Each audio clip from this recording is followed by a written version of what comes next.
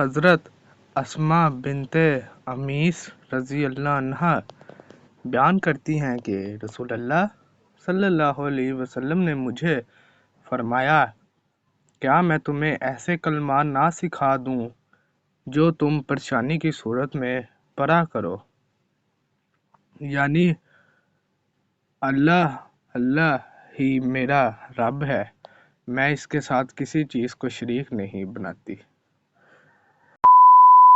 حضرت ابو موسیٰ اشعری رضی اللہ عنہ سے منقول ہے کہ وہ لوگ اللہ کے نبی صلی اللہ علیہ وسلم کے ساتھ تھے اور ایک گھاٹی پر چڑھ رہے تھے۔ ایک آدمی جب بھی کسی گھاٹی پر چڑھتا تو خوب اونچی آواز سے کہتا، لا الہ الا اللہ واللہ اکبر۔